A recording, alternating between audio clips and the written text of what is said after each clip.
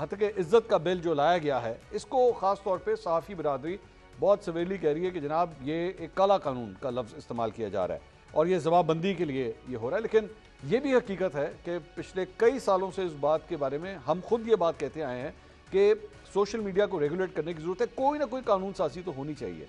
تو پھر آخر اتنا سویر ریاکشن کیوں؟ شکریہ منصور. اور پہلے تو یہ کہ صرف یہ صحافی برادری نہیں کہہ رہی, خود مریم نواز بھی کہہ چکی ہیں کہ سوشل میڈیا یا میڈیا کو ریگولیٹ کرنے کے اوپر تو وہ بلیو ہی نہیں کرتی ہیں. آپ نے ان کی پچھلی تقریر کے کچھ کلپس آج کل بڑے وائرل ہوئے میں دیکھے ہوں گے, جس میں وہ بتا رہی ہیں کہ کوئی بھی ایسی حکومت جو کہ جعلی مینڈیٹ کے اوپر آئی ہو وہ کبھی بھی ایسی قانون سازی نہیں کر سکتی جو عوامی مفاد میں ہو. بڑی زبردست انہوں نے وہ تقریر کی تھی, نہ جانے کس سن میں کی تھی, اب کی تو نہیں ہے لیکن وہ آج کے حالات میں بڑی ریلیونٹ ہے. تو پہلی چیز تو یہ کہ اس بات پہ تو سب اتفاق رکھتے ہیں کہ جب بھی اس قسم کے سخت قوانین بنائے جاتے ہیں تو اس کا مقصد تو یہی ہوتا ہے عام طور پر کہ آپ نے صحافیوں کی زبانبندی کرنی ہے, جو لوگ بھی آواز اٹھا رہے ہیں چاہے سوشل میڈیا پر, میڈیا پر, ان کو دبایا جا رہا ہے. سخت کس طرح کہہ رہی ہیں آپ؟ سخت یہ قانون مطلب اس کو ہلکا کر دیں تھوڑا سا؟ نہیں میں سیریسلی کہہ رہا ہوں, مطلب اگر اس کو ہلکا کر دیں تب ایکسیپٹیبل ہے. وہ بہت دیکھیے ہلکے سے کیا مراد ہے, ابھی 30 لاکھ کا جرمانہ ہے نا, 30 لاکھ ہے, اس کو 5 لاکھ کر دیں تب ہو جائے گا. بیسک پرابلمز ہیں بہت ساری جس کے اوپر ڈیٹیل میں بات ہو سکتی ہے اگر وقت ہو, لیکن 2-3 مین چیزیں ہیں کہ یہ ڈیسائیڈ کرنا کہ جی آپ صحافی ہیں یا نہیں ہیں, آپ نے یہ بات کی ہے یا نہیں, آپ سورس ڈکلیئر کریں اپنا, اور پھر اس کے بعد آپ پہلے تو یہ کہتے تھے کہ جی آئینی عہدوں پر آپ نے تنقید نہیں کرنی یا آپ نے افواج پاکستان اور چند اداروں پہ تنقید نہیں کرنی, اب آپ نے اس میں حکومت کو بھی شامل کر لیا ہے, اب آپ نے ہر کسی کو اس میں شامل کر لیا, سارے مقدس گائے بن جائیں اور کوئی کسی کے اوپر تنقید نہ ہو سکے. اور پھر سب سے بڑا پرابلم جو صحافیوں کو ہے جس بات سے وہ یہ ہوتا ہے کہ آپ سورس ڈکلیئر کرنے کے اوپر کسی صحافی کو کبھی بھی مجبور نہیں کر سکتے کسی پوائنٹ کے اوپر بھی. اور اسد دور والا جو بھی کیس تھا جس میں وہ کافی دن بند رہے ہیں, ان کو مستقل پریشرائز کیا جاتا رہا ہے کہ وہ اپنا سورس ڈکلیئر کریں, جو کہ انہوں نے نہیں کیا اور نہ انہیں کرنا چاہیے تھا.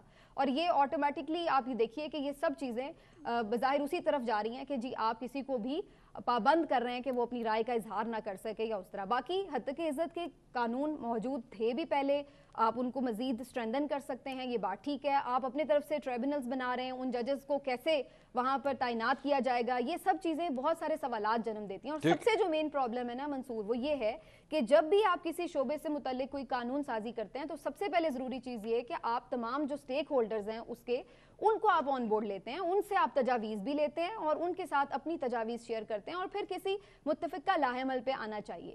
لیکن آپ یہ عجیب صورتحال کر رہے ہیں کہ اگر آپ کوئی جوڈیشری کے حوالے سے قانون سازی کرنے چل پڑتے ہیں تو آپ ان کو نہیں پوچھتے, اگر آپ یہاں پر صحافیوں سے متعلق کر رہے ہیں تو آپ ان کو آن بورڈ نہیں لیتے. تو یہ ساری چیزیں آٹومیٹکلی بتا رہی ہیں. سلیم صاحبہ یہ بڑی زیادتی وہ کہہ رہی ہیں جی, بہت زیادتی ہو رہی ہے, اسٹیک ہولڈرز کو نہیں دے رہے. زیادتی تو ہے منصور, میرے ساتھ تو بہت زیادتی ہے کیونکہ مجھے تو کوئی ڈر نہیں ہے, میں کبھی کوئی فیک نیوز نہیں دیتی, میں کبھی ایسی خبریں نہیں دیتی 4 جرنیلوں کو چپیڑے پڑ گئی, میں کبھی ایسی خبر نہیں دیتی کہ چیف جسٹس آؤٹ ہو گیا, میں کبھی ایسی خبر نہیں دیتی. اور میں بالکل اس بارے میں اوپن ہوں, کھل کر کے جس نے جو کام کرنا, میں شور ہوں آپ کے بارے میں بھی, آپ گارنٹی لیں یا نہ لیں, میں آپ کے بارے میں شور ہوں. جس منصور علی خان کو میں جانتی ہوں وہ بھی غلط خبر نہیں دیتا. بالکل یہ ناانصافی ہے میرے اور آپ کے ساتھ, کیونکہ یہ جو قانون ہے اس نے گدھے گھوڑوں کے اندر جو فرق ہے نا اس کو کرنا ہے.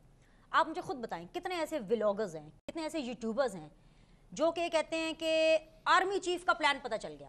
میں دعوے سے کہتی ہوں, کہیں گے نام بھی لے لوں گی, کبھی وہ آرمی چیف سے ملے بھی نہیں ہوں گے, کبھی آرمی چیف ان سے ملیں گے بھی نہیں. آج تک کوئی ایسا اینکر نہیں ہے, آج تک کوئی ایسا اینکر نہیں ہے, وہ یہاں اس وقت پینل میں موجود نہیں ہے, تو اتنی تھوڑی سی گریس میرے خیال سے میں دکھا دوں کہ اگلے کو ڈیفینس کا موقع مل جائے. نہیں سب کو پتا ہے, آپ کے تو بڑے دوست ہوں گے سارے, آپ ہی کے صفوں کے ہیں, پتہ ہی ہوگا آپ کو. ان کے دوست فیک نیوز دیتے ہیں. میری دوست تو بیریش بھی ہے, اصل میں زیادہ کنیکٹڈ ہے, میں تو شوز میں ملتی ہوں. I am the most anti social person in the media industry, کیونکہ میں سوشلائزیشن اپنی پرسنل فرینڈز کا, ہاں تو اس لیے میں نے کہا کہ چلے آپ بات کریں کہ اس میں ہوں گے. تو یہ میرے اور آپ جیسے لوگوں کے ساتھ بہت زیادہ زیادتی ہے, یہ شازیب خانزادہ کے ساتھ زیادتی ہے کہ ان سارے لوگوں کو کھڑا کر دیا. ہم اتنی محنت سے کام کرتے ہیں, ایک ایک لفظ پھونک کے ہم بولتے ہیں کہ یار کہیں کچھ غلط نہ ہو جائے. ایسے میں کوئی آتا ہے ڈالر لینے کے لیے, اچھے میڈیا کے اوپر مین سٹریم کا کوئی چنک اٹھانے کے لیے کہ جی ہم کسی طرح مین سٹریم پر آ جائیں, کچھ بھی آ کے بول دیں.